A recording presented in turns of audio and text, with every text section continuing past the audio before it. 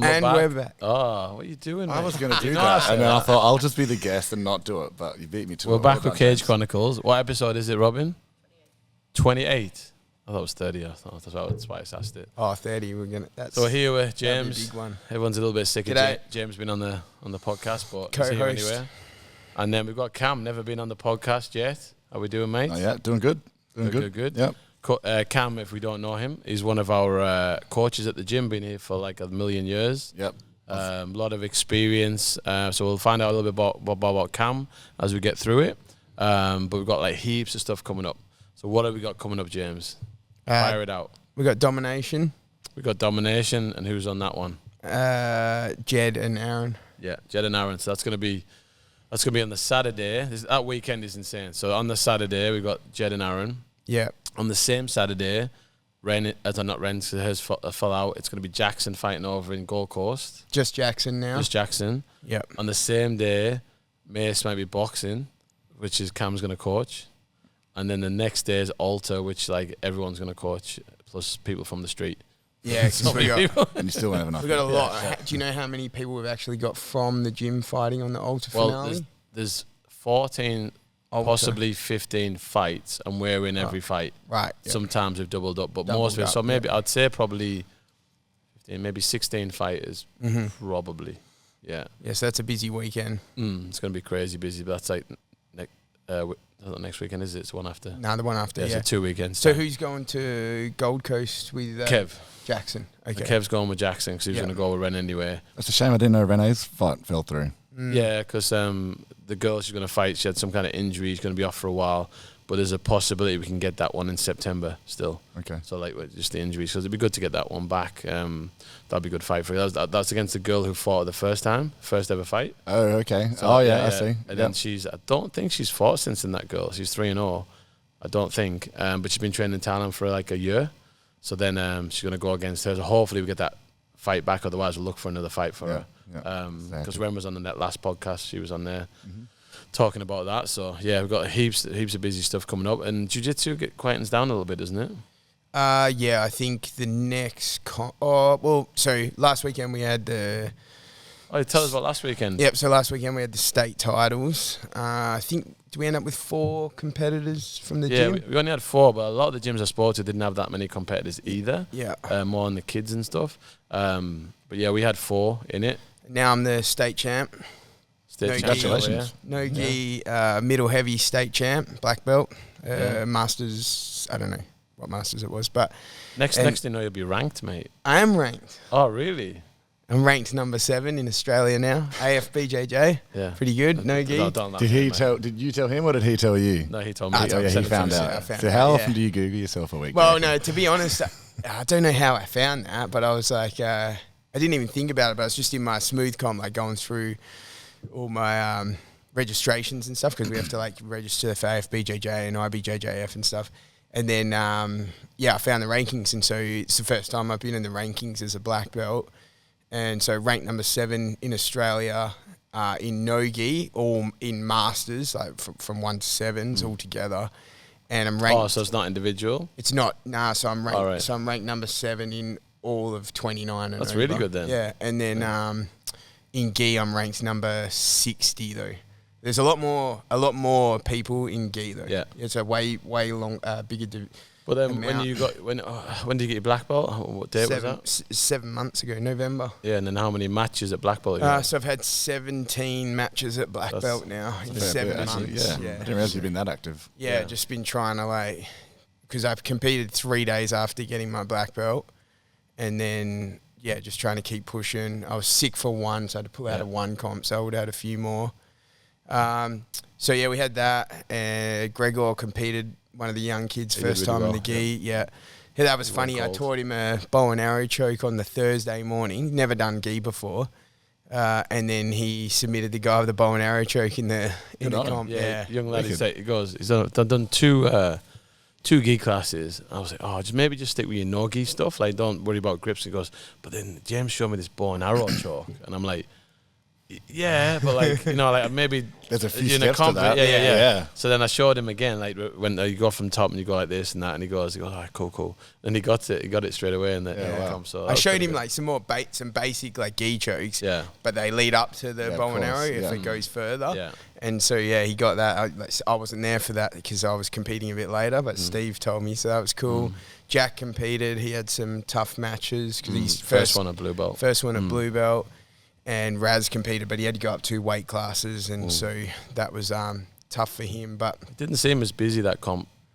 Didn't seem that busy. Nah, I don't know. I think because the other comp was on the same day, but then it got switched, so it kind of like probably messed the numbers up a bit. But yeah, I competed in 4 divisions to try and get some matches, and went against Leo Bobadilla, who's been a black belt for 19 years. He's been a black belt for. So my 7-month black belt against his 19 years of black belt, it was a bit of a difference. But it's good because... Did you feel the difference? Oh, Did you really feel the knowledge and the... Yeah, Yeah? Yeah. It was pretty funny. He's like... Because my jits isn't like super sharp. So as soon as you get above like a certain point, it's just all like, they're all pretty good. Yeah. But then it's funny when I talk to someone who's like the levels even at black belt, it is insane. We should talk about that later. But I think I've done 17 matches at black belt now, and I'm sort of feeling more and more comfortable. Cool. Like I love the point. I was talking to Dan the other day, and I just said I love the bit of standing on the edge of the mat. So it's like me and Steve and Dan. Like so, Steve's there in the corner, and then it's like, okay, I'm on the edge of the mat, about to go out. I love that bit now. Like stand there, then the ref calls you on. That's like my favorite part now, and it's that used to be the most nerve-wracking part, So you don't feel nervous at that part anymore? No. So which point do you feel most nervous? Sometimes once the brackets come out and you see like who you... Oh, yeah. When I can see, okay, now it's like my name's down. This is who I'm going against. It's like real. And usually the morning of driving out there, I'm like sweating bad. Once I'm kind of there and I'm warming up and everything, I'm fine. Like once I'm there and I'm warming up, that's cool. I like the bit getting called by the ref, shake the ref's hand, touching the hand of the guy about to go. That's like my favorite bit. Not even the competing, just the touching the hand. hand. Just that first. I don't know. It's that first bit. Like, okay, we're about to go. Yeah. And then like. I could do that with you later, just me and you if you want. Yeah, we're about. Yeah, so it's just that. I just love that. And then sometimes I've been getting nervous in the match though, which I got to try and like figure that out. When maybe it's not going so well. It's not. It's not even that. Right. I'm just like in my head and I'm getting nervous in the match. So that's something I need to work on. But going against like Leo, like a 19-year black belt, it was funny because we like touch hands, bump fists, and then he was just like he's like, we were about to just have a chat, and then it throws you off. You're like, oh, I'm like, do I go or what? Like he's just like chilled, like puts his hands down, relaxes, and then you go, and then he just sort of, I guess he has his like plan. And it's just like boom, boom, boom, like, and away you go, and he's just like getting ya, and he didn't even look like afterwards. Dan's like, that guy doesn't even breathe. Like it's like he didn't breathe. Yeah. His facial expression never changed.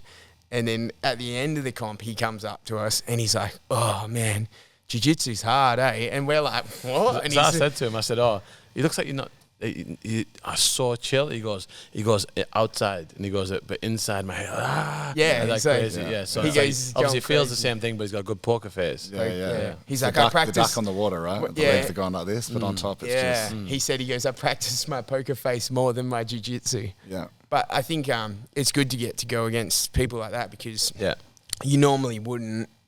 Maybe in bigger comps, you would have. I mean, that was.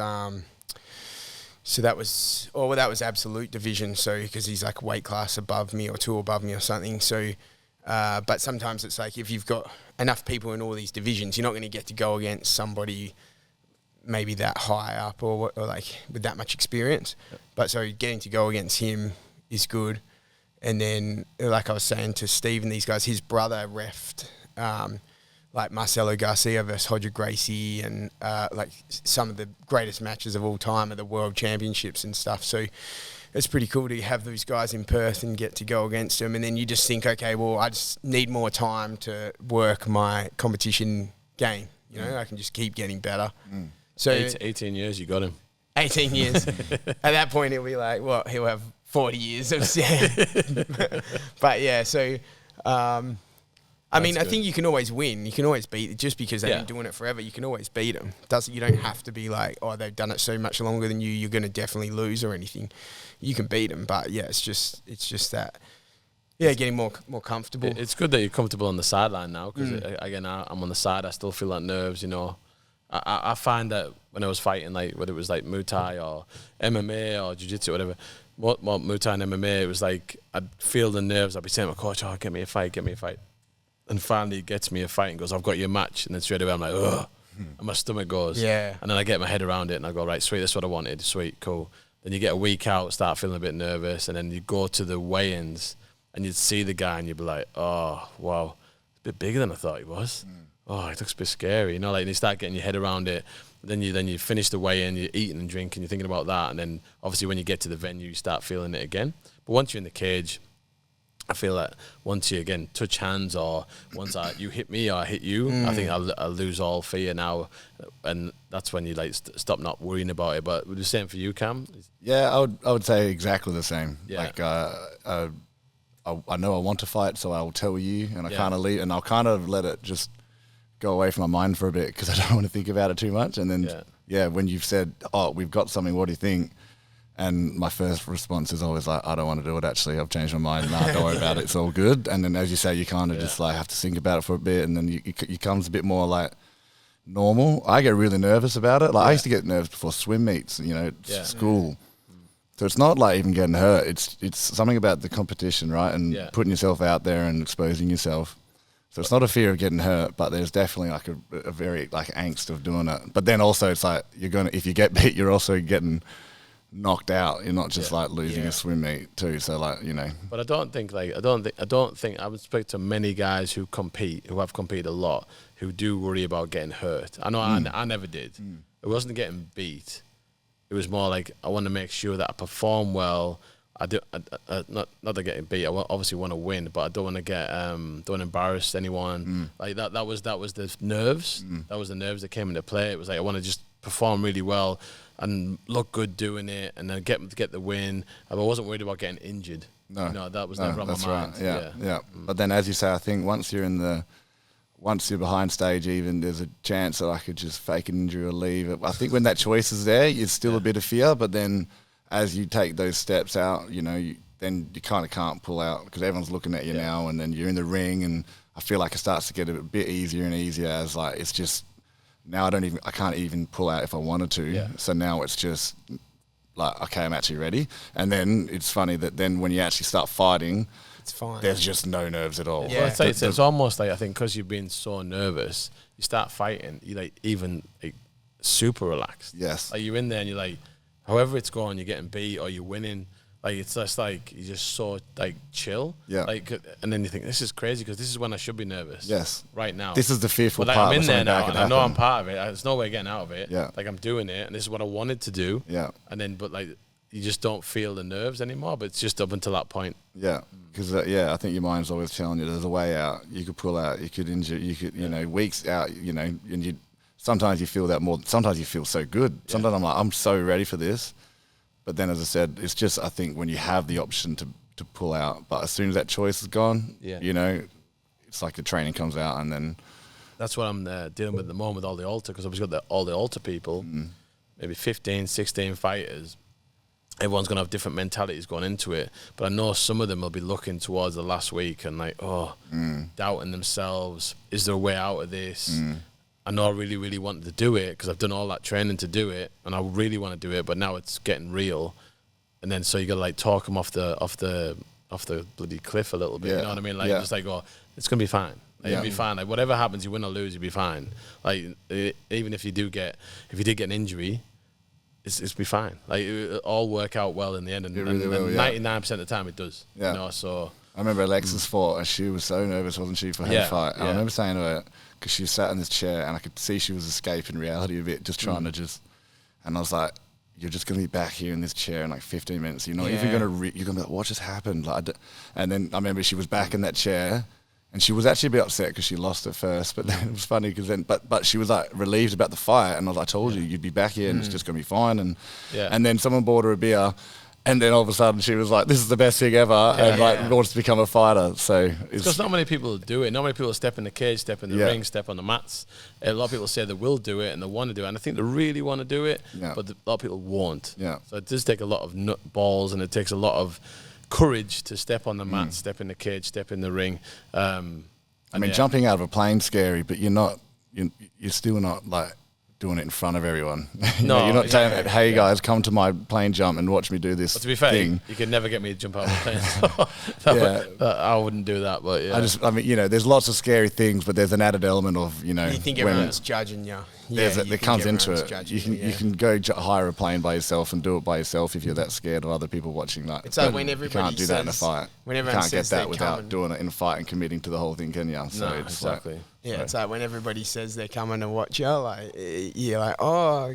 Yeah, cool, great. I think the tickets have sold out. Yeah, you're like, oh. But then you win, and then you're like, oh, I wish more people were here. Yeah. I remember at the last one at SGT, this comp was a lot better for me than the last one. The last one I was just like, I don't know why. I felt great. Like you were saying, I was like, I felt such a great leading up to it, but then on the day just wasn't really happening for me. And then one of the girls from Mark 1, she was like, oh, do you want me to film your match? And I'm like, no. And she's like, are you sure? Yeah, like I'll film it. I'm like, definitely not. I just wasn't having a good day, and then I'm glad she didn't. But then it's like, if you did well, you were like, I wish I had a whole camera crew here, and 25 people watching. It was all the fights I've had back in the UK, and like there was no video cameras, there's no nothing, and you're like, I wish I had some stuff on video, even ones I've lost, I mean, I did really well in them, and like on the ones I've won, I've definitely won them, but you just can't get hold of like anything, It's just, but then at the time, the last thing in your mind, everyone's like, oh, do you want me to video it? And you're like, oh, not really. Not really. I'm stressed out to death. Yeah, that's how I just do it without me too. knowing, and then delete it if it's crap. Yeah. As you were saying before, I mean, I actually went through like all old phones and picking up like mobile phone snippets from it because I was like, I might just put all this in a folder somewhere.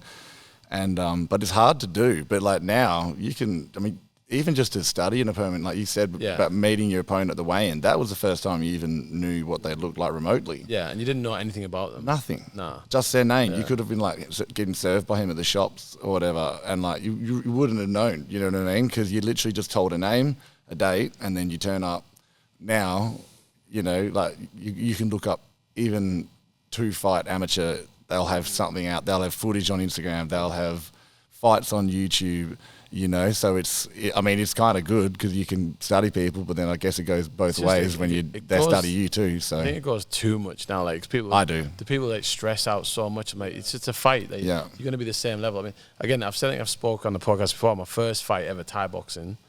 My coach said to me, because I'd won the nationals in Taekwondo, I'd moved over to Thai boxing, like so I'd had all that background stuff. And he goes, "You want to fight someone who's had a few fights?" So he goes, "This lad's had 3 fights." But he goes like, he's done good and he's won 2, lost 1, whatever. But you're gonna fight. I didn't know anything about him. I was a young lad, and I was like, all right, cool, don't care, I just want to fight. Gets to the venue, and then one of the lads who I used to train with, he goes, I can't believe you're fighting that guy. I said, what do you mean? He goes, he's had 7 fights. And I was like, what? No, my coach said he's had 3 fights. And he's like, no, he's had 7 fights. I was like, okay, no, I'll be fine. I've done heaps of stuff before. I'll be fine. Went into the fight, ended up winning the fight on decision. Afterwards, found out he's had 10 fights, and he was the coach from Scotland. So because when I seen him, like I'm like, however old I was, and he was like late 20s, 30 maybe, and I'm like, oh God, I'm fighting a guy. I'm fighting a man. A man. You know what I mean? Like I don't feel like I'm a man now. Yeah. But like I managed to pull it out.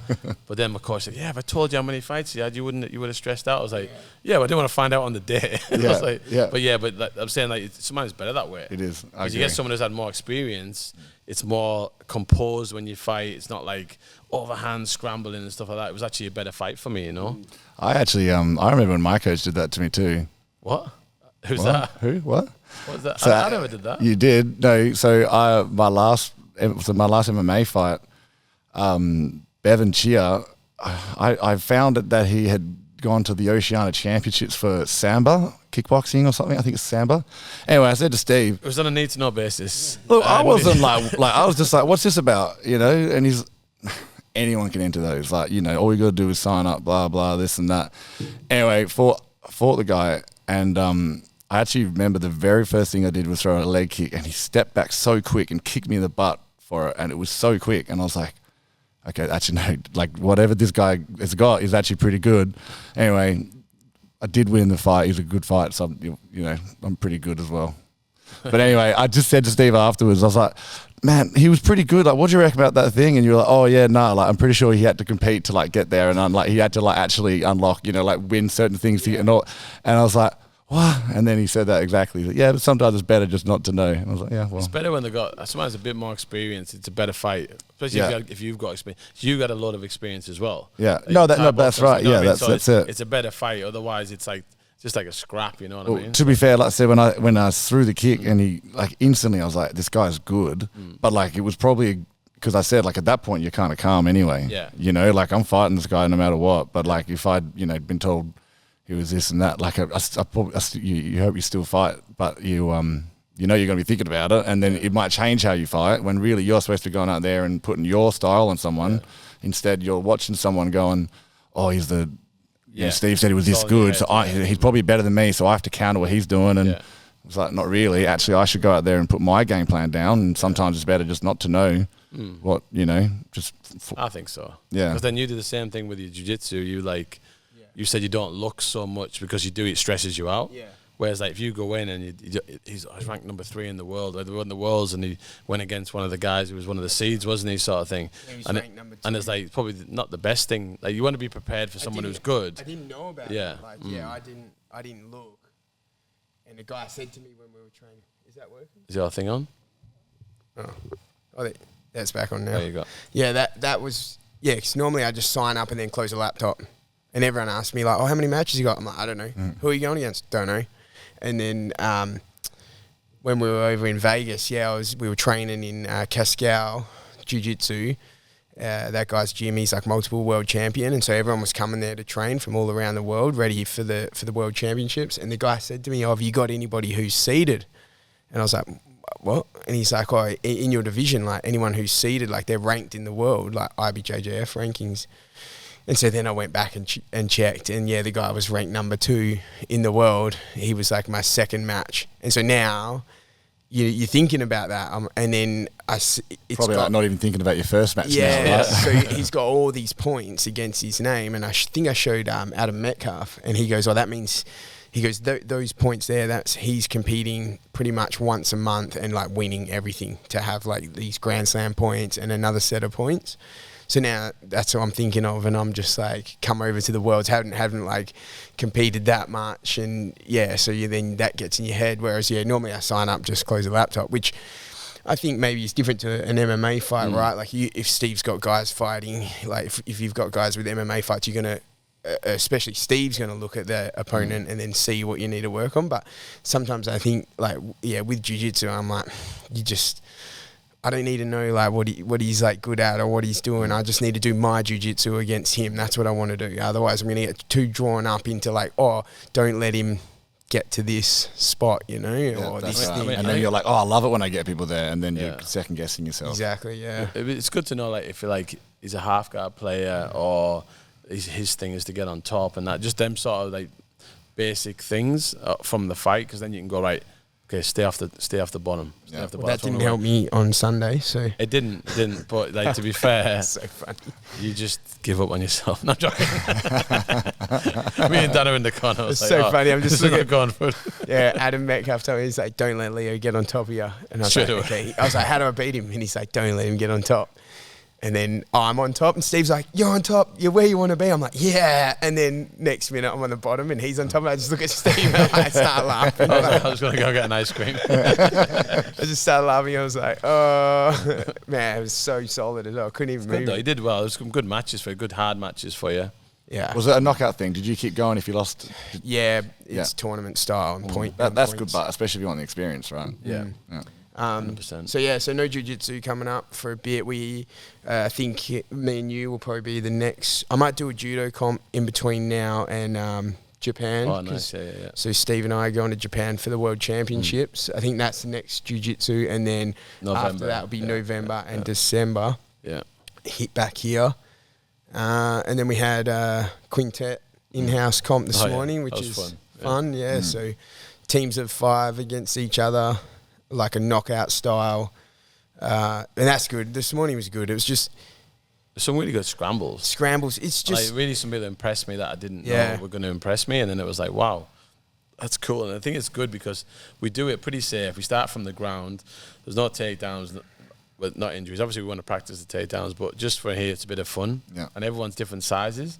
So you get some massive dude trying to take down a smaller guy. And allow some level get injuries and stuff. Yeah. So we stay on the ground, and then people surprise you with the stuff they're being able to pull off, and it can be quite strategic when you do it. So we do that. We've done it 4 times now. 4. Yeah. And I think what pushes the sort of scrambles and the pace and the submissions, 'cause a lot of submissions today. Yeah.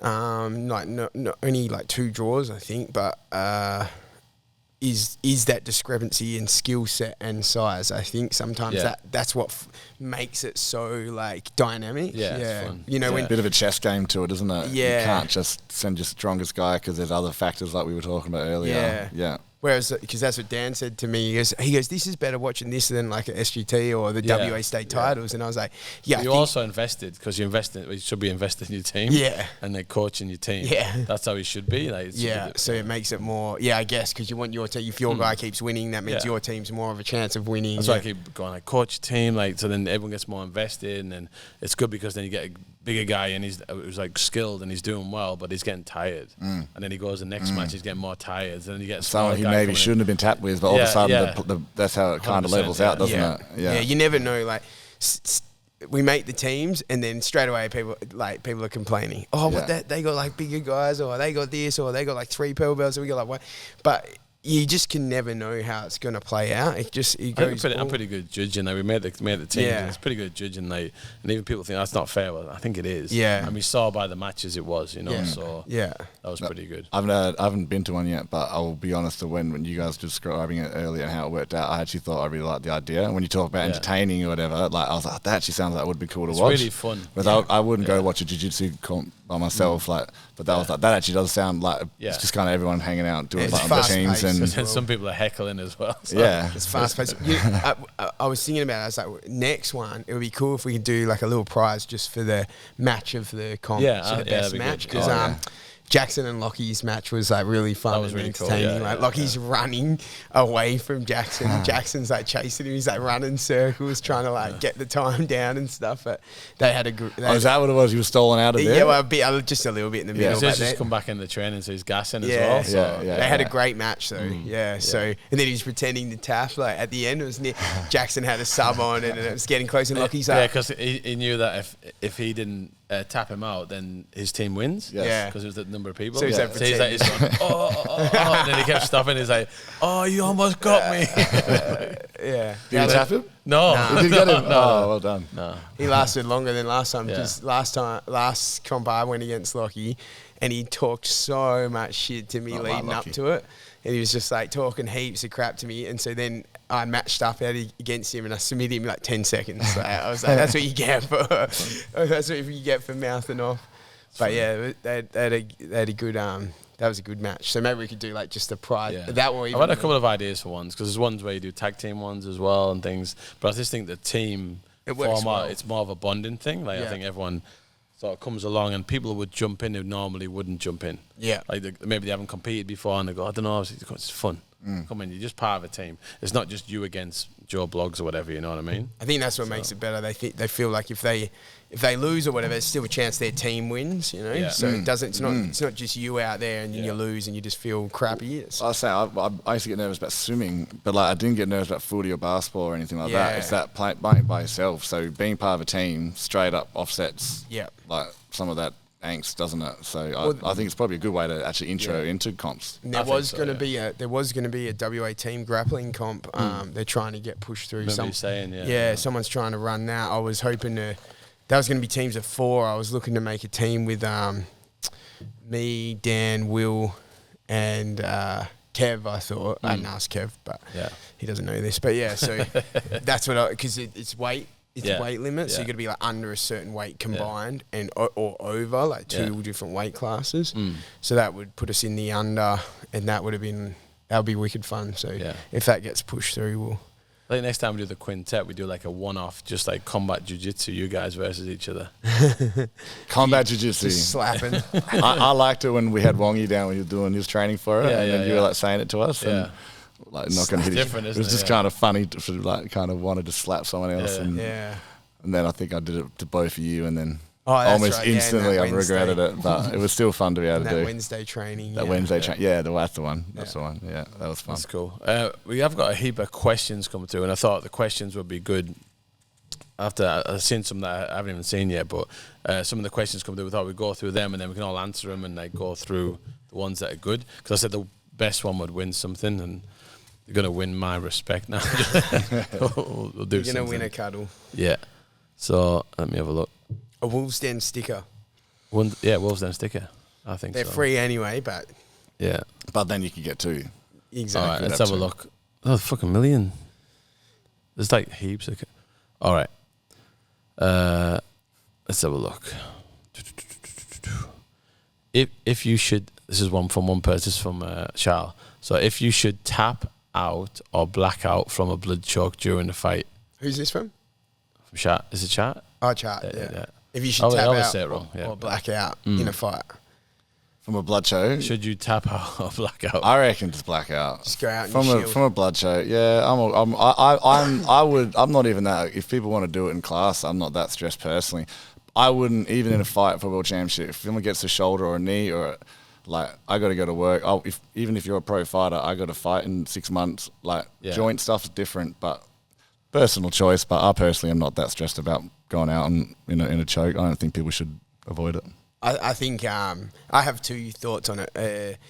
I don't mind either. Like I got caught in a bow and arrow choke on Sunday by that Leo. I was super tight. I nearly escaped it, and then he like re-locked it on, and it was so tight. And I kept fighting, and I was starting to go out, and I was trying to get out, but then I knew I'm definitely not. I'm done now. There's no escape. Like I've tried I tried all of my ways out, all my avenues. Yeah. And I was stuck, and I was like starting to like go out, and so then I tapped. But if I thought, sometimes you just think if I can just get that arm, and then while you're doing it, it's that panic thing, isn't it? Where it's so tight, and you like do one. If I just move an inch more, I'm good. But you start like going, I'm starting to go out here, and then it's like I keep pushing, and there's a bit of a panic on. You know. Yeah, I think either way. Like I think I've had ones before where I've said in my head, if I don't get out of this, I'll just go out, and then I will get out. But then other times I know I'm done here. So I guess that's like an experience though. Like I know I'm stuck. There's no way I'm escaping.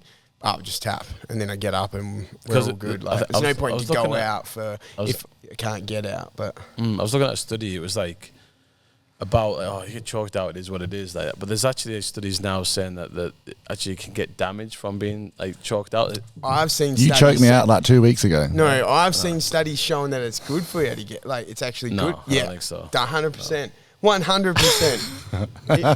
100%. Flat Earth. No, 100%. I've. That's why I'm like. To be 2 weeks ago as a lol, and he's now telling me it's like bad. You did. No, literally as a lol. I think it's like. No, I've seen studies that there's studies anyway, next coming question. out that I'm 100%. 100%. Hey, someone. If we had a young Jamie here on the Goog, they could check it out. But Steve likes choking out people, and James reckons it's good for you. Why don't we put a live choke and we can just witness? Do you want me to do it right now? No. Go on, do it. My biggest fear is like wetting my pants because that can happen. Like you can wet yourself. But you're under the table. You don't know. It's never happened. And if we do, we'll edit it out. I'm here right now to do it, mate. When I did my Shark Tank for my see how it changes the subject. Yeah, exactly. When I did my Shark Tank good for you. for my black belt, I knew. In that night, I was like, I'm not tapping to any chokes. So if I go out, I go out. Like, I made that decision there. But because that was every 30 seconds, so you kind of could fight to the end, just about be out, and then the time would go, and you're like, just make it back. But I don't think it's a big deal. I think it's good for you. What did you find there, Robin? Nah, there's definitely a study. Don't make me. Yeah, it's all bad for you. It's No, nothing good nah, for you. no. Yeah. No. It's not what you've been reading. Nah, the fans are gonna find it. There's this study. Okay, if you can post a study on the, can you post stuff on Spotify or not? Or YouTube? I don't know. Comment. Or YouTube. Comment. Put the post on if there is something on there. All our free. Even just your opinions doesn't have to be based on anything scientific. No, That's all good. it's 100%. That's exactly what he's doing. Yeah. We've set the precedence, haven't we? All right, next question. It's good for you. That's why I'm so There's heaps intelligent. I think I've only been put out. Someone said the pathway from Wolvesden to Eternal to a UFC. So basically, we've talked about it heaps before, haven't we? Really? Yeah. It's basically just coming Get in, train. Make it to the fight. Don't pull out. Don't fake an injury when you actually get a fight. No, come in and just train and be consistent. Listen to the coaches. But also, you got to of what you need to work on and actually physically work on that every day. When it's boring, it's not as exciting as what you want to do. Yeah. Then you're going to get better. The other side to that. What annoys me now, right, is my big pet here now is people. So we're drilling technique, sitting and talking. Oh yeah. It does my absolute nothing. I'm like, okay, if you're a hobbyist, you're coming down like, I don't care, whatever. But if you want to actually get better and compete, or you want to be a fighter, and drill, because this is the time you've made the effort to come to the gym, so drill the techniques, regardless of if you think, I'm never going to use this technique ever, like drill the fucking technique and just keep getting better at it, because that's how you're going to get better. Because even if you're never going to use a heel hook, learn how to do a heel hook and learn how to defend a heel hook, so then whenever it happens to you, you're not going to panic. You know what I mean? Learn how to do an armbar, learn how to do a burn ball, or whatever it is, whatever it happened to be, just bloody do it. And then you're going to get better, and you're going to get such a well-rounded.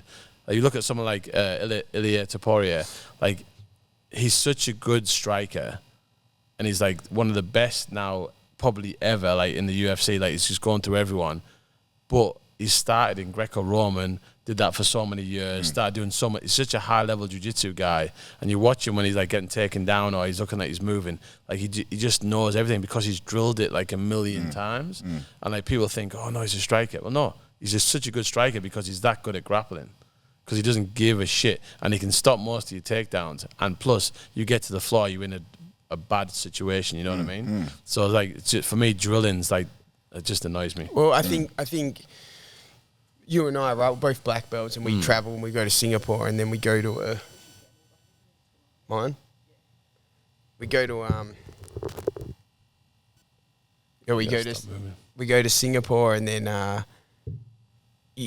bunch of the classes, they were like, you know, a bit of technique, and then it's like, all right guys, we're rolling for like 40-50 minutes, like maybe that's what they think you want.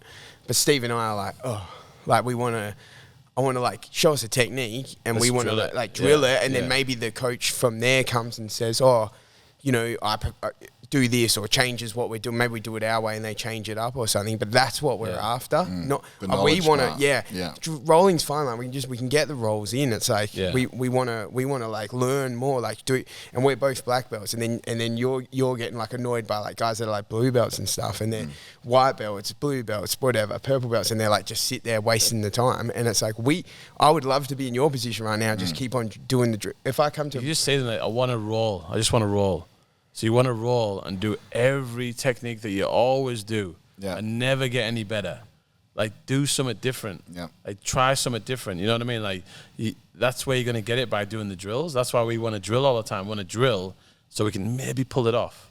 Or you get so much pressure to have someone on top. It's hard to remember the steps anyway. Like, when you say at the end of class, come up here and demonstrate the steps, and you're like, oh, man, 1, 2, 3, 4, 5. But yet, do that with someone jumping on top of you, trying to like either punch you or just who could be two steps ahead of you. And then you have to remember all those steps now. And and then exactly like I said, if you haven't drilled it, how on earth are you supposed to remember the way I teach? Because I figure like we've got enough coaches teaching or different classes. When I teach, I pick something, and I'm going to teach that for like a week usually, maybe sometimes 2 weeks if I think it needs longer. Hugo used to teach us for 4 weeks on something, right? I do a week because the guys' attention span, they're bored, right?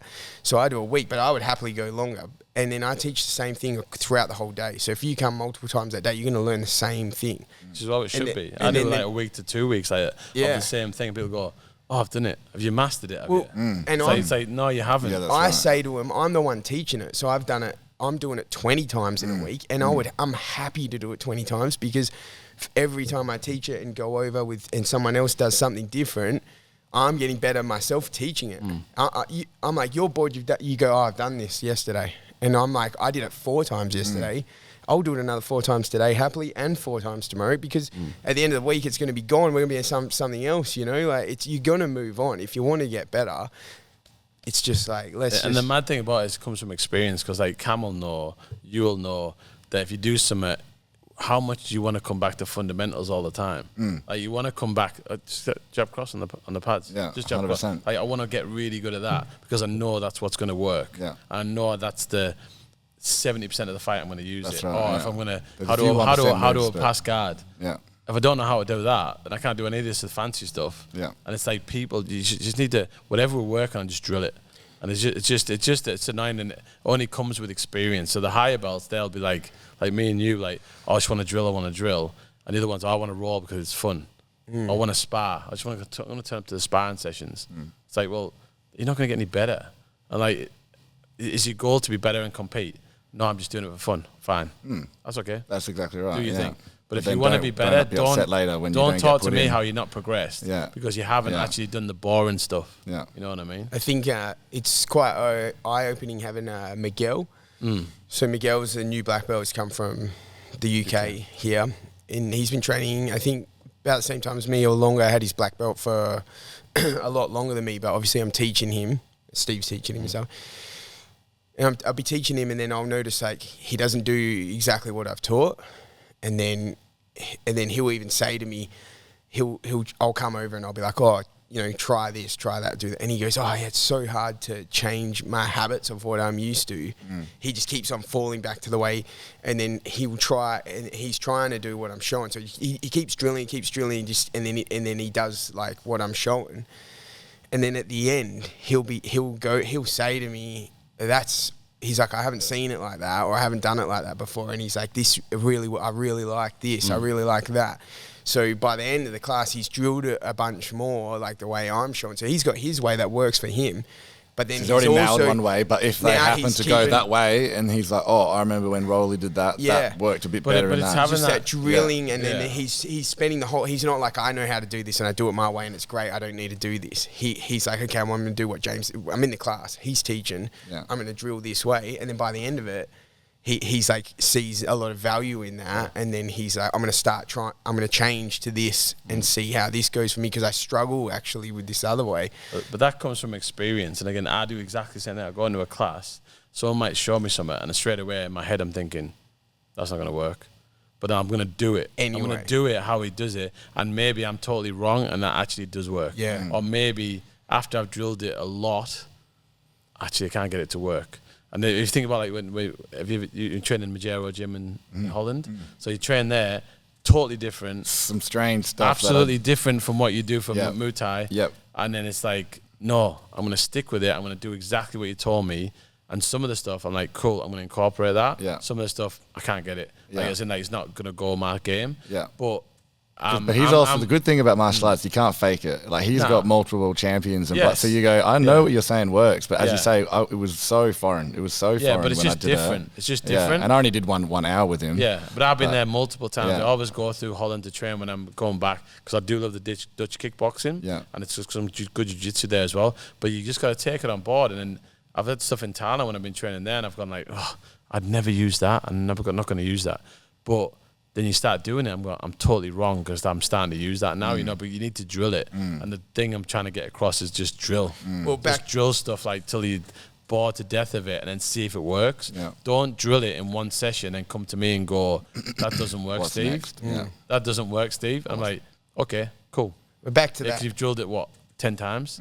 Like, nah. That question, like, to make it to the UFC, that's the minimum you can do, right? It's like, that's all within your control. Is to, like, train, pay attention, train with intent. That's the minimum is in your control there. Then there's all the other stuff outside your control. There's, like, the luck, the sickness, what happens in your life, the matches, the matchmaking. Do you get the opportunity? Are you available when the opportunity comes? So all that stuff's, like, with it outside of your control, so you at least do what you can control, and that's what that is. That's what people say to me, like, oh, I'm training today, what's the matter with you? I'm not feeling it today. Well, what if you don't feel it on the day you're going to fight? So maybe just fucking train. You know what I mean? You just train and just put the effort in. It might not be your best session, but you might wake up on your fight day and go, I'm not feeling it. So what are you going to pull out? Like, you know what I mean? That's exactly what you need to, like, even on Sunday, I said to you, as soon as I started warming up, I was like, I felt so lightheaded. I felt sick. Steve's like, you all right? I was like, I don't feel good. But I'm like, it doesn't matter. I'm going to go out there and hopefully it's just going to pass. And it did. It's like, yeah, you get out there and fight. So these things are going to happen on the day or in your fight or whatever. And you just got to, like, Well, you kind of hope as well, like, as you get more experience, that you kind of, like, so if you are, like, you've been a bit sick and you're like, no, I'm not going to have the gas tank that I would usually have. So I'll just have to change the way. I'm going to slow it down a bit. I'm going to, slow him down a bit. I'm going to take breaks where I can. I'm going to take time out the clock. I'm going to set something, or it might be that, I've hurt my leg, I'm going to have to use my boxing or whatever. But, it's like you always have to compromise somewhere. I always, any fight I've been in, for me personally, I've been compromised, I've been injured. But I know someone else's as well. That's right, yeah. You know what I mean? Like, everyone else has had a bad day and a bad camp as well. I had a Thai fight where I think I've talked about before, I couldn't kick because I had severe shin splints. Like, it was to touch my leg, I felt like I was going to cry. But then I was like, no, I'm not pulling out. So I use push kicks, I use knees, I use my clinch a lot, and I use my throws and my boxing. And I won the fight. But, like, it's just like, you have to have the mentality of, like, how can I work around it? Obviously, if it's really, really bad, then just pull out. But, like, if you want to fight, you fight, you know what I mean? We just told Ilya to put, like, I guarantee he didn't get through. I mean, he's 17-0, wasn't he? 18-0. Like, I mean, maybe life just worked out very well for him all the time, every time, but I highly doubt it. Because, you just can't go that long in life without something bad happening. And if you can still manage to wake up on the day feeling however you are and win every time, it's, as you say, I guarantee he's not, like, looking at training and, doing that. Wasting time, training and, All right, let's look at a couple more before we round it up. So, oh man, there's so many. Have a look. I think we haven't talked about. Talked about that before. I think Ilya said the medals are won in the training and collected on the day of the fight. I think he said that. Yeah. I saw that. I don't know if, like, it's real or not, but it said Ilya Taporia said that. So it's funny because I didn't notice this myself, but I heard some comments about him turning up like he'd already won. Yeah. So it's funny that you said that. That's a mindset. He's like turned up to get his medal. He's not turned up to fight. He has turned up to fight, but it's crazy. Like, it's just this is the day I turned up to get the medal, guys. Yeah, like, crazy. yeah. So I'm going to talk to you guys about this one because I think I talked about stuff before about myself. But so it says share your best win and toughest loss. That's from Ren. Share your best win and toughest loss. So for you, James, what do you reckon? Oh, I don't know. That's in the. What was your toughest loss? Was it something that really got to you? Or? I think my best win. Oh, that's hard, eh? I mean, winning my first match at Worlds felt good. Like to win that definitely felt good. Like, because I didn't feel like I should be there and all that stuff. You were like, all those things. It's like I didn't feel like I should be going over there to do that.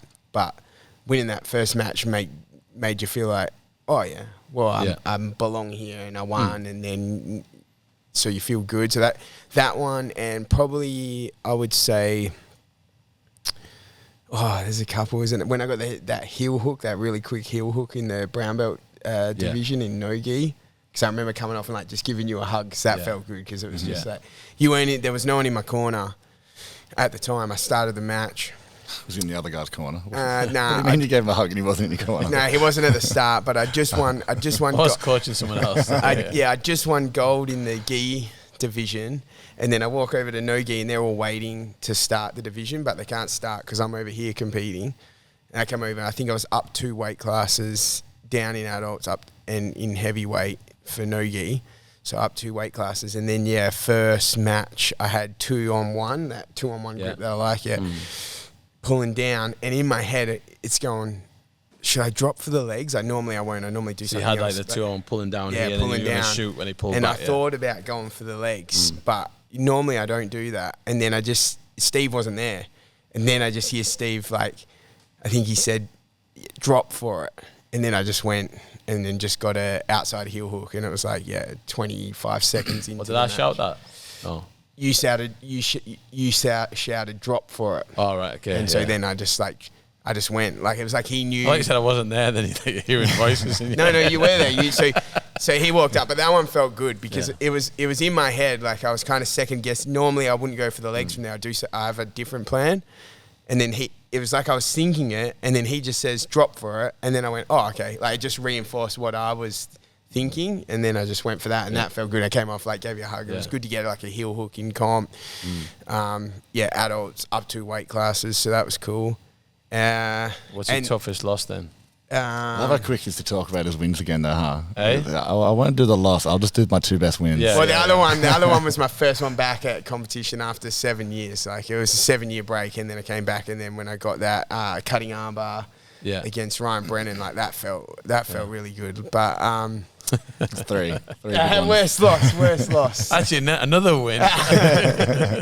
I almost had a loss, but then that turned into my greatest win. Actually, okay, my worst loss was a month ago.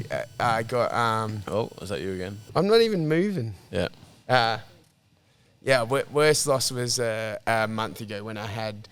If you had asked me, where do you want to get in this match? It was Japanese necktie, and I had a Japanese necktie. Got the Japanese necktie, fully locked up. Yeah. The boys are like, he's going out, and he escaped, and then he ended up submitting me. And that was like, I was devastated, like, mentally. Because you thought you had him. Yeah. If you had asked me, like, what do you want? That's what I wanted. And I was there, and he got out, and then I got submitted. So that really sucked, yeah. What about you, Cam? Cam's like, well, 4 wins here.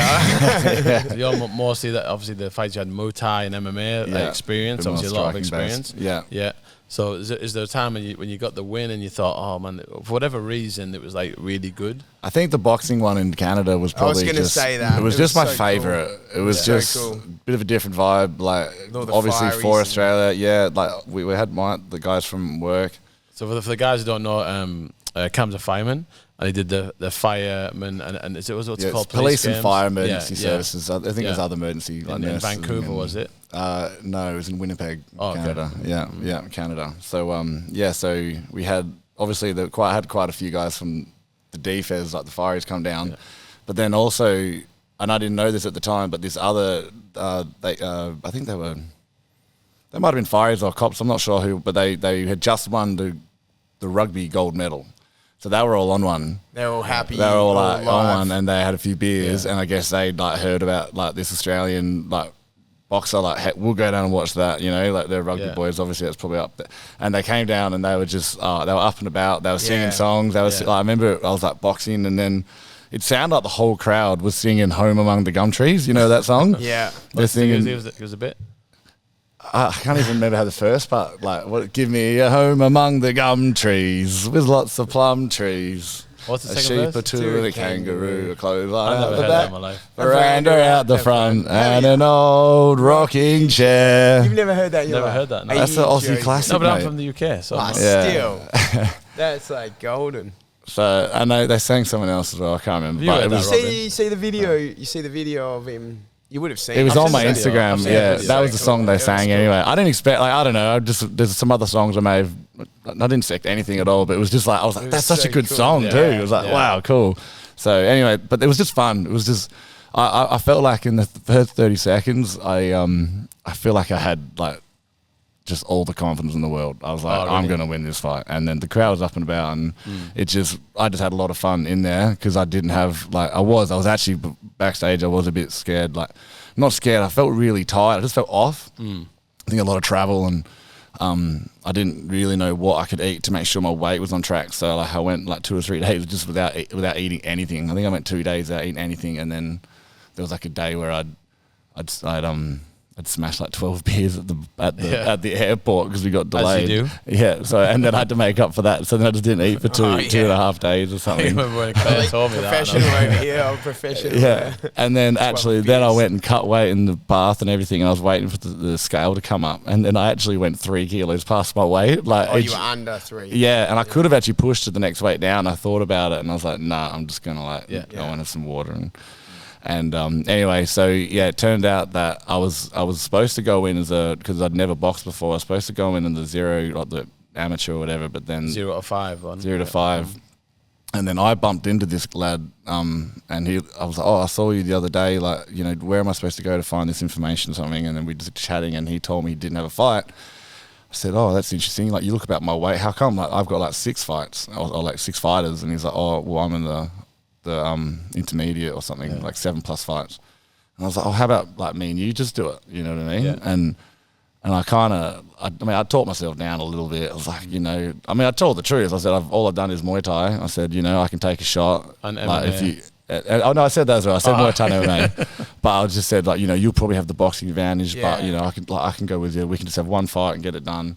And then, like, so I was like, I remember just feeling a bit like, oh man, like it's, maybe I've totally like Conor McGregor, everyone thought he was going to beat Floyd Mayweather, and then like he gets there and you just realise that there's like again levels to this. Sweet science. I was like, but then I don't know. I just felt like in 30 seconds, like I'd really relaxed. You had it, I just knew the skill level was different. I knew I was quicker than him. And then I just felt like I got to then enjoy the crowd a lot more than I maybe would have usually, and it was just my most fun. Yeah, so my most fun win. Cool. Yeah, and then probably worst loss I reckon was when I got kneed in the liver. Down in Bunbury? Down in Bunbury, whatever. Yeah. It was fairly early in the fight, but I'd actually started to feel fairly comfortable. I'd landed like a good cross and a good leg kick, and afterwards we chatted, and he was like, I was a bit worried after he hit me that shot. So I was feeling comfortable, and it was on the break of a clinch. I feel like that's such a dangerous place, on the break of a clinch. If you're not ready for shots, you can miss them very easily. And he had kneed me right on the liver, and I didn't see it. my body exploded in pain. I didn't know even what had happened, like you just didn't see it. And then I think and then I was annoyed as well, because then the ref thought I'd been hitting the balls, and I was just like waiting for him to count, because I remember my old gym, we had this old Thai trainer, and if he ever dropped a training, he'd just start counting. And he would expect you to be up by 8 or whatever. Otherwise, he was like, this is a real old Thai, not old, but old school Thai guy. So, that might go down. And so I was waiting for him to count, but then he came over and goes, it's like a nut shot, like you got as much time. And I could barely talk, and I was like trying to tell him, like, start the count, like it's a legal shot. Like I probably should have just taken the nut shot, but anyway, he just went, and then waved it off. And I'll be honest, I don't think I could have continued. Like I was in sometimes the liver shots that you're done. I don't know that I would have, and he would have just gone there again. Like that was so sore. But it was just embarrassed. Like I didn't, 10 minutes later the pain went away, but then I just felt really embarrassed. Like just didn't. But then I actually got to fight him again. Still lost actually, but it was. I thought I won it. You were there.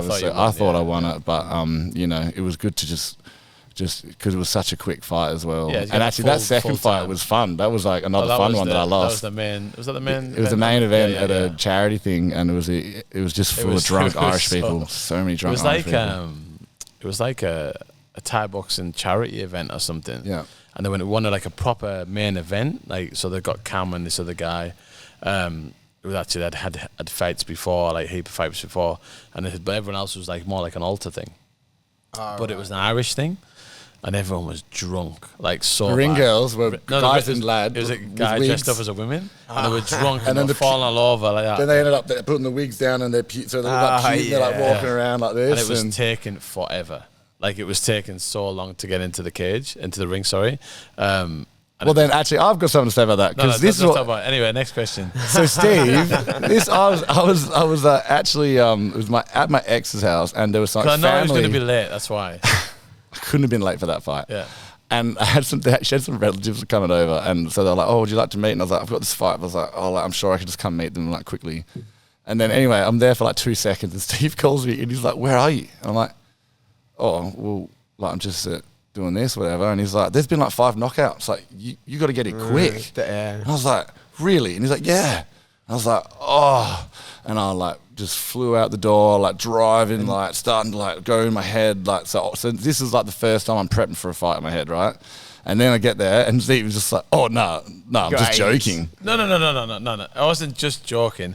They said to me he was going to be on very soon. That's what they told me. He said joking. No. And then he turns up after all that. And I'm like, actually, it's not moving as fast as we thought it was going to move. There wasn't a single knockout, so he definitely wasn't just that. I just wanted to get his ass moving to get to the thing. But anyway, it took forever to do. So, but then, so they had like 5 delays. We'd actually warmed up a bunch of times, and I'd gone to work that day because it wasn't a physical day, but I sort of got up early. We didn't end up fighting until 12:45 the next day, midnight. Yeah, I remember going to Muay Thai fights when Ruby was like newborn. Yeah. And we would go and they just went go forever. so long and Yeah. so long. late. So late. That's like the nice thing about like Eternal and MMA. It's something like, about 10:30 yeah, latest, yeah, right? and you're like, No, but they whoa. have to start at a certain time, and there's no like Y crew or anything like that. Like there's no like that start position of all the fights. So then you're gonna get through a lot faster. That's what takes up all the time, and then next minute you're like midnight, and you're like, oh man, I couldn't imagine like fighting at midnight. I was like falling asleep, literally, like, and then I remember being like, if this isn't, because we'd warmed up a few times. Yeah. Do you remember that was also the one that Brett walked past? I went, fuck, I just saw him on the pad. He hits hard. And I was like, I'm just like so stressed because like, yeah, my cornerman said it. I'm like not happy. It's column, yeah. And then like I was just like nervous anyway. And then it's been delayed, and then it was just such a funny thing. And then it was actually it was a good fight though. That was a good fight. I mean, thought you had it. I thought it was a bit of a rip off, but yeah. It is what it is, but it was fun, and the crowd was they were up and about. Because I'd lost him before. 2 guys actually, like one guy was like, "Yeah, he's gonna get you," and I was like, "What the hell? Like, why are you?" I didn't know that. Like, I just didn't really understand much about because he was Irish. I didn't think too much about the fact that I was going to be such a. Like, I was a villain, actually. Like, I really was. I didn't know. But then... That's when I started booing you. No, but then the thing was is that by the end, they were like, patting me on the back. And I actually didn't even get to the door. I was vomiting in the bucket, and I had like 20 Irishmen like, "Get it out, lad. Good fight. Yeah, get it out." Like, laughing. It was all the Red Bull and stuff. Yeah, well, I did. I had a Red Bull before, but again, it was 12:45 by the time. Yeah, so right. Let's just a weird one. Do one more question, and then we'll round it out up. out of the 20 questions, but we take too long to answer. I'm gonna give you a number of questions, and you guys tell me which one you want to do. All right? We could just What? do them quick. Rapid Answer fire, them quick. rapid fire. No, but you guys don't answer nothing, Chris. That'd be fair. Because one of them was like reading opponent's rhythm, step, changing your rhythm to set up shots and stuff. So which we've talked about before previously about different stuff. Pull guard. Yeah. Wait, Okay, I there you go. reckon, here, my drill. Yeah, answered that one. Pull drill. guard. What's my answer? Drill. Drill. Yeah, drill is that way, Nice yeah. one, drill. Drillers make killers. Points equals. How to Points equals. listen, Points equals. Come on. prizes. Yeah. Thank you. Points equal prize. How to stay calm and not get angry when you are baited or you take a damaging shot. I presume during sparring. I presume. How do you not get mad? So we don't ask Cam because he'll just get mad. But like, Why is this nailed down? I don't take shots, so you have to ask Exactly. Steve. You have to answer that question. hey, You have to answer that. yeah, I treat it like a game. Like I play it like a game of tag. Like I really do. Like so, like if someone hits me hard, I quite like it. Like, oh, cool, I'm gonna get you back, and then I'm gonna do this and that, and I'm gonna like outpoint you and stuff. And I just treat it like a game. So When you Well, a lot play of any the time. sport, basketball, you don't get that angry about when they score a point. You know, it's like a bit annoying. It's and just like, competitive, yeah, isn't you it? have Yeah, to yeah, really yeah. tell yourself this is, as you say, it's a game of tag. He got me, and it like should definitely frustrate you, but it should never. unless upset someone's you. going like, let's say we've agreed to just go at a light pace, and Yeah. someone's just trying to knock me out, Yeah. then I'm like, hey, bro, chill out, because otherwise I'm gonna have to like go harder. But yeah, It's It makes just, you sloppy as well, doesn't Yeah. it? If you come back angry, Yeah. then you yeah, technique it doesn't work. It's not going to help. It's never going to help. That's So what I usually tell. Like, The problem is knowing it's not going to help and then not doing it by accident when you get hit in the face is like, you know what I mean? That part of the advice doesn't work. You actually Yeah. have to like practice, not, Yeah. you know?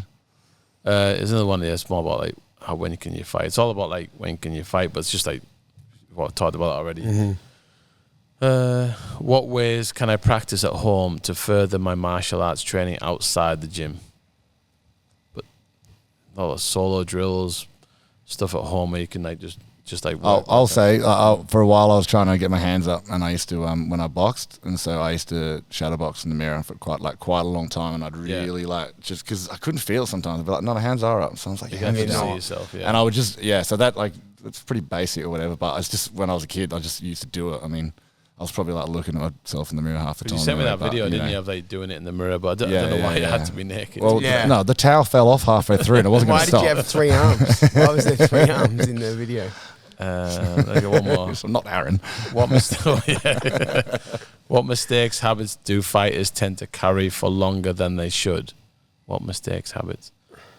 keeping your hands up, one of them. Yeah, probably. Because I think fundamentals, people go so far in their career and they got to go back to fundamentals, like we do in jiu-jitsu. Yeah, you want to, like brown belt, black belt, you want to go back to fundamentals. Same for like Thai boxing, MMA.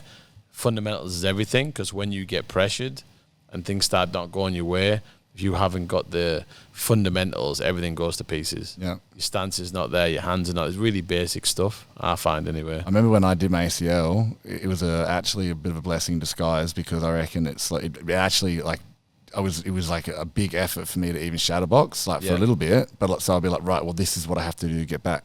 But then you're like, well, might as well do it properly. And so all of a sudden, I was drilling fundamentals a lot, and actually, I probably wouldn't have said my fundamentals weren't as sharp as they were. But then as I was doing it, I was like, man, I'm glad I'm doing this, because I'm actually getting something out of this. I can't believe how my 1-2 wasn't, as you say, like 1-2 wasn't sharp enough or whatever. Done my shoulder, torn my shoulder, had to go southpaw. About 10 months I did southpaw. It was the best thing that happened. Yeah. At the time it wasn't, but then when I do it now, like my southpaw is really good. Yeah. And also my right side got better from doing that. So like there's benefits doing it. So absolutely. Glass half full, you know what I mean? Steve's karaoke sessions. Okay, want to talk about that one? Was it Cherry Pie? Cherry Pie. Robin, I guarantee if you start playing Warrant Cherry Pie, he'll just start singing. I'll give you the chorus, but that's about it. Rolling. And for some giggles, all tell your favourite joke. Okay, that's the last one. Your favourite joke? I don't know. Yeah. That's two on the spot. I used to play piano by ear, but I started using my hands a lot better. That's off the top of my head. See that? Got millions of them. Yeah, I can't. I'll write them down. Can I get one I've written down? No, you can't. Well, you've already got a joke. No. It's just like if I hear because I always say to people like I get punched in the head a lot, so like I just got a bad memory. But the thing is I always like a good joke, and I can never ever remember them. You like a good crow joke, don't you? Crow facts. Crow facts. You just told me a good crow joke.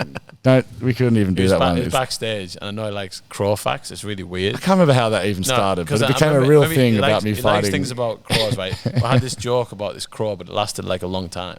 So it would take me 10 minutes to tell this joke, and I'd build it up. And he was telling me it was like it was this experiment, like this whole thing. He like thought it was a National fact. Geographic. He thought it was a fact. So we go into the whole thing, and I get to the end, I said the punchline, and he's like, oh, I thought it was the actual punchline. The punchline, in short, it was why aren't the crows getting like hit by trucks, but they were avoiding the cars, but getting hit by trucks. And I've seen a crows sit on the side of the road, and studies have shown that the crows are sitting there, and they get hit by trucks, but they don't get hit by cars. And I kept going on about it. I was adding all this other stuff. It was a long thing. I was trying to calm him down backstage anyway, and then it got to the end, and I went, because when obviously the trucks go past, but then the cars come and they go car. They can't say truck. Like he's like, I'm sitting there. He thought I was telling him a story or something. I couldn't believe it. Just like that, I went, oh my gosh.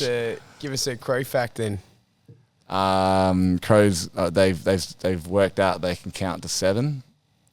They know they can count to 7 because if there's like up to 7 people occasionally walking in and out of a building, then they'll know when they're all out and they can steal stuff. But as soon as there was 8 involved, then they couldn't keep track of that sounds like it should be a joke, but that's it. Yeah. No, and apparently if there's a packet of chips like Macca's type chips, like potato chips, and there's like a brown bag of chips or a Macca's chips, they'll go to the Macca's chips. Really? There you go. They study them when I was working at uni. They would do studies on the crows and the magpies.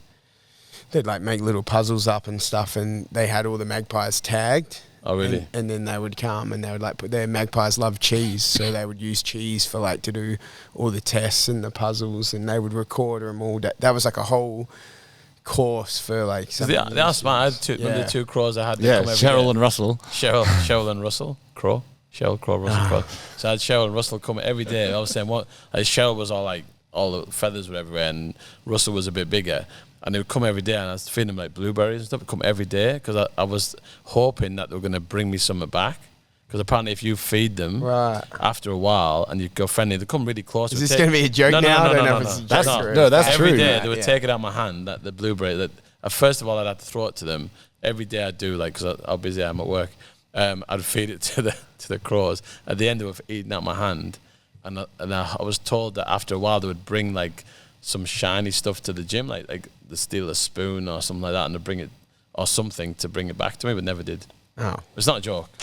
But yeah. No, I was told that you can actually train birds in that you can build a box and they will learn to put something into the box, like a silvery, shiny thing, and they'll get a few nuts. And so, like, you might cop a few Coke bottle lids and a few bit, but like, they reckon that there are people who are making money out of training birds to go out, and because they're finding like bits of something shiny and bringing it back for like a few nuts. Yeah. Jesus, that's nuts. That's nuts. Yeah. Stone across. All right. So we'll leave it there. Great having Cam on first thank time. you for having me. We'll have him That's next good fun. time, and we'll get him in future as well, and get James back maybe. Really awesome. Next time we'll have someone else on, and we're out.